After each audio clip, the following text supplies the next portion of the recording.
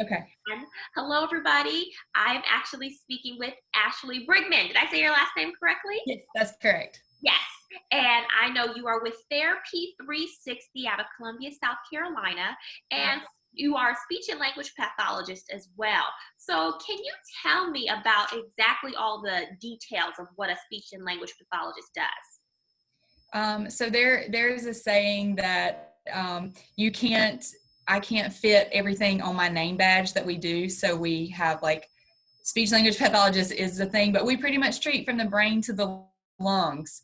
And if we could put that on our name tag, we would. So um, you wouldn't realize it, but it's a very broad area. So we do things from starting at the top with a TBI stroke, things like that, helping people with their communication, down to your typical speech. You remember the kids that were in speech at school with you and they couldn't say their R or their S. And so that's normally how people associate us because they remember those kids that went to speech. And then we also do a lot of language. So um, I do language therapy for kids that don't understand vocabulary, how the grammar processes work in the English language. And then we do have a lot of kids with autism spectrum disorder that are also having difficulty with those language aspects. And then going further down, we can also work on swallowing and feeding as well. And that goes all the way from the NICU to teaching babies that do not, like you developmentally get these reflexes to suck and things when you're a baby. But if you're born too early, then you don't develop that. So we are teaching the babies to drink, to nurse in the NICU all the way up to the nursing home where we're helping people after a stroke that are having trouble swallowing and things like that. So it's a very broad range of things that we do.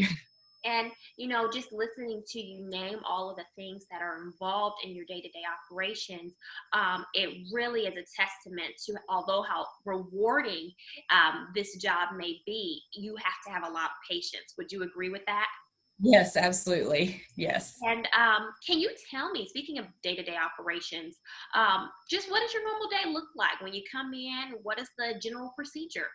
Okay. Yeah. So in the mornings, I get here. We actually use um, a medical software that has all of our patients' information in it, and that also has our schedule. So the two office managers up front are the ones that are moving people around if they need to be. So my schedule is not always the same. I try to consistently see the same patient on Mondays at 9 o'clock every week. But so the first thing is I have to come in and check that schedule and prep for who I'm going to be seeing that day. It's nice though having those recurring patients because then I kind of know, oh, I remember what I worked on last week. Looking back at my notes, this is what we're going to do, and it's not a whole lot of prep work. I just pick up from where we were last week. So, but I come in and I get our schedule ready, and then we do 30 minutes to an hour long sessions. So we are doing sessions all the way from 8 until 12. And then we get a little bit of a lunch break, and it is a very big mix of patients in there. So on Thursday, actually have a grad student here with me. And so I was going through my whole caseload. So I have stuttering, I have a language kit, I have an RTIC kit, autism, then we start back over at RTIC, so it's a very big mix. So you just have to be able to, land on your feet and think on your feet and be able to plan throughout the day for that. So I primarily am doing therapy all day. And then as clinical coordinator, I'm also setting up a student observer, student like clinicians. I take care of all of our parent outreach. So I run our Facebook page for the office. And so I have some designated time in my week for that. So that's not a daily thing for me. Daily, I am just a therapist and I'm just doing therapy. And then we immediately do our notes afterwards. And then any evaluations that we may have for that week as well. Wow, which is so interesting because oftentimes, like in the communications and journalism aspect, we're expecting that social media component to be prevalent. Sometimes there's not that correlation that you still have some social media upkeep within your medical responsibility as well. Right. Wow. Yeah, we like to just put information out there. So it's I really use that platform for if a new research study comes out that I think my parents would find interesting and useful, then I'll put that out. Also, Columbia has a lot of resources for children with special needs and things like that. And so they offer these free programs. So then I just follow those places. And then when I see an event or something come up, I post that so our families are aware of those things in the community that are like they're there for them already. Right. And what would you say is your favorite part of the job? Mm, probably not doing the paperwork. um, I really do enjoy doing evaluations actually. And that's strange because that's the first time you're meeting that kid. You have really no rapport with them. You are just being a very subjective person, just looking back and just documenting everything that they can and can't do. And I really like that. I like coming up with goals for kids. Um, Sometimes it's hard at that first appointment because parents don't realize how delayed their child may be. And so when you have to break it down and give those scores, but I also like pride myself in being able to help my parents understand what's going on, understand that it's not the end of the world, that we're going to be able to fix this, that that's the whole point of rehabilitation, and that we are going to get through that. So I really do like my evaluations. But therapy wise, I primarily specialize here in birth to 3 with kids that are on the spectrum. So I love doing their first words and having the parents in here videotaping so that they can say, look, he said this, and be able to show people his first words and stuff. So it's really rewarding for me to have all my little babies. And that's awesome because with our class being health communications focused, a lot of it is figuring out the best way to communicate some of the harder topics and pieces of information. So I know that you have to not only work with the patient, but you are very much active in trying to articulate in a milder fashion to the parents how everything is going to pan out. So can you tell me a little bit more about how those interactions pan out for the good and sometimes for the bad? So I'm a very big, like I can't talk to people on the phone very well because I'm very, very in tune to reading facial expressions and things like that. So a big part of that is me reading into the parents. So if I say something that I think might have been a little, got kind of stepped on some toes, then I will have to back out of that and try a nicer route. It is really nice that our referring doctors, if they do suspect something, they have kind of prepped our families a little bit, and they know they're being referred for something because the doctor suspects something. And I'm thankful for all of our pediatricians that do refer because they've kind of had that tough conversation, and they do have more of a rapport with the parents. But I am really, I like to give my parents facts.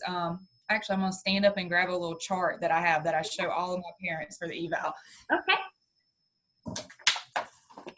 All right. So this is, it was just like a free thing on Teachers Pay Teachers, but it really explains the bell curve of what our standardized testing does. And so I can kind of show the parents, like, your child is below average, but we are only at an 80 and that's not significant. And then I can show parents kind of where they are on the graph. And I pull this out even on the good situations when the child comes in and they have a standard score of 102. I really like to pull this out and show, look how high, how much above average they are. And that's a really good thing for the parents to see.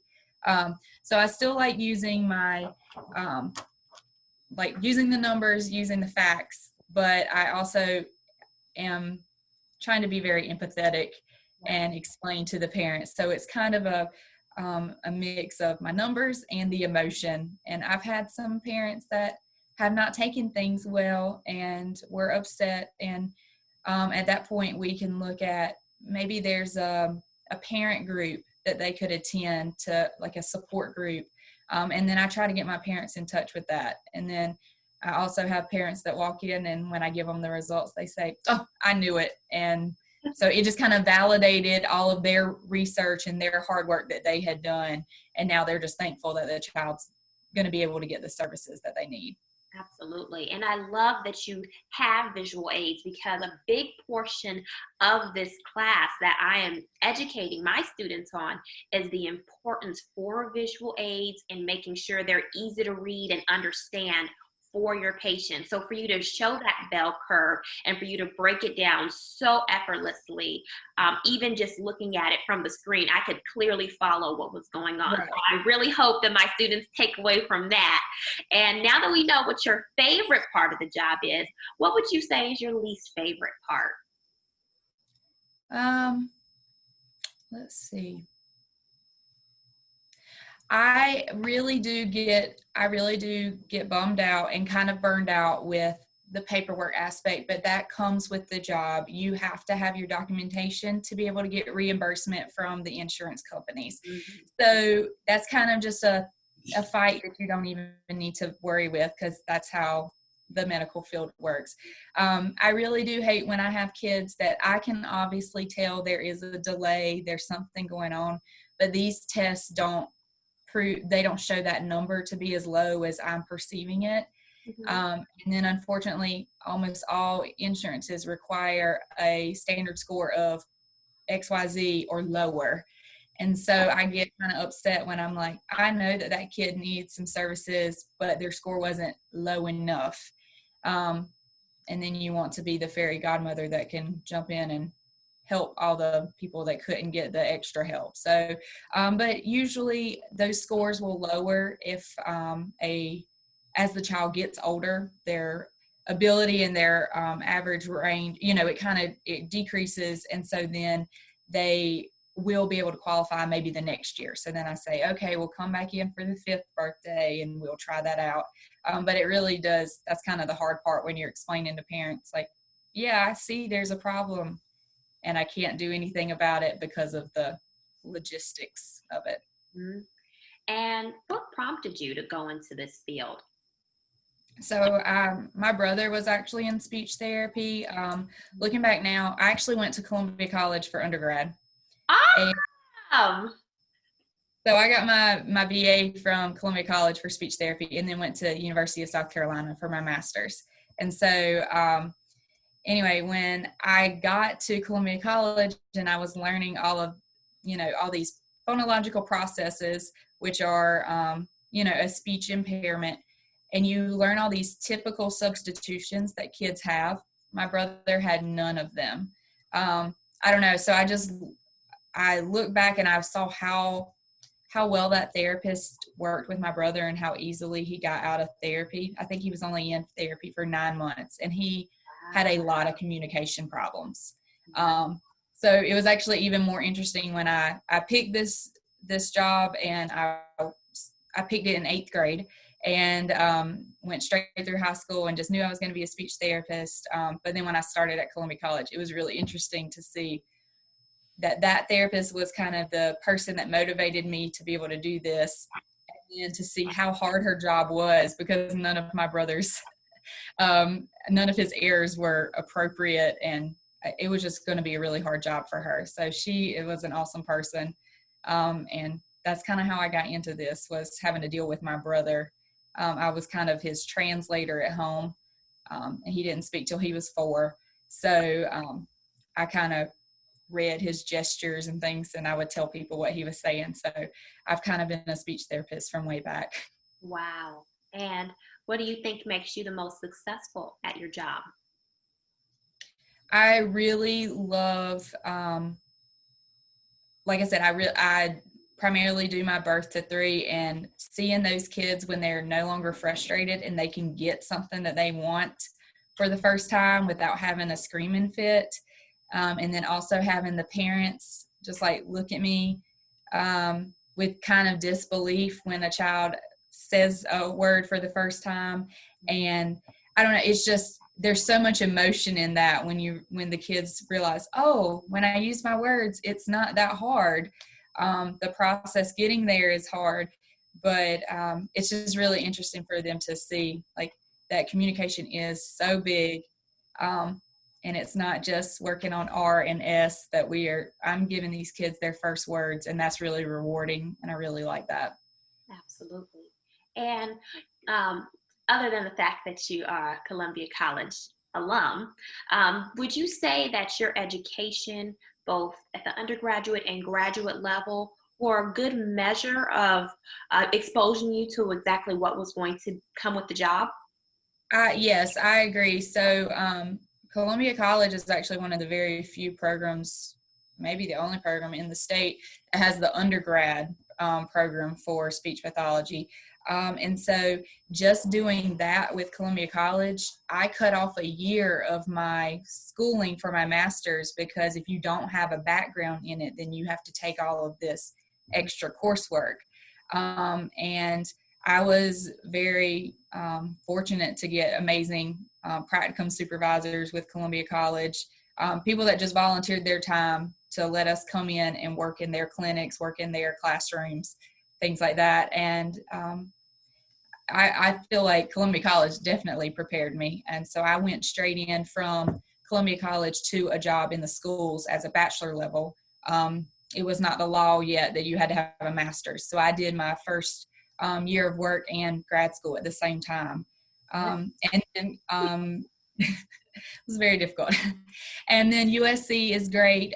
They align all of their coursework with ASHA. So they are making sure that you have practicum experiences in all ages. So we do kids all the way to adults. If you are wanting to specialize in something specific, USC was very helpful in trying to get you that really hard placement. And so I feel like I was very well prepared, and I got to see a lot of things. I haven't seen very much now working by myself that surprises me that I didn't already see in the school, like in undergrad or grad school. So. And do you have advice for students to help them better prepare for the role while they're currently enrolled in school? So just as being clinical coordinator, right now I have 3 students that are not speech pathology majors in undergrad, but they are hoping to do that for grad school. And so they're actually here right now observing other therapists. So just kind of taking that step out of a comfort zone and like asking a place, hey, can I come in and just see what life is like for a day? You get to see so many things that you wouldn't learn in a seminar or a class. And so it's actually very helpful for us because with the COVID things, we're having to make sure we are sanitizing extra with our materials. And so it's really nice to have that extra set of hands in there. So we're fortunate to have our observers because they're helping our therapists in between sessions to get everything cleaned up. So, but I would say just reaching out and doing an observation to see if that's kind of what you're interested in. And then it's amazing when you're in the coursework, then you can say, oh, I saw that in an observation 2 years ago. And the other people in your coursework may not actually have that experience to look back on. So it would be really interesting to go out and try to just do a few observations, a little bit of an internship. Absolutely. And my last question is, do you have any advice for students when it comes to landing a job within their field after college? This field is their jobs are very much available. There's a shortage right now in South Carolina, in the U.S., of speech pathologists.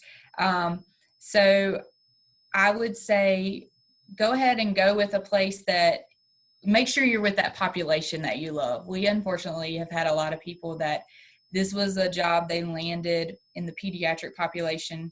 They just needed a job really quick, but their passion is actually with like the geriatric population. And so they were able to do their job, but they weren't super happy. So I would say, you know, make sure that it's in an area, because we can specialize so much in this field, that make sure you're in the right population that you like.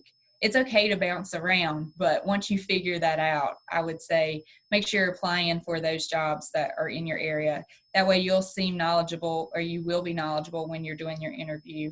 And then also, most of those places that if you already have kind of the experience, then you can kind of use that as a testament. Like, I've done work at these 3 clinics and I have experience with these evaluations. And then you'll really stand out because you've done almost the exact same thing, just at a different practice. So um, I I know that some people say get out there and try some new things, but and it's okay to bounce around with speech therapy, but I would say for that first job, make sure it's in an area that you are really interested in, because sometimes that can burn you out if you're not in the right population or um, subject area or something like that. Perfect. Well, this was awesome. Thank you so much. I'm gonna stop recording now, I should say. Okay.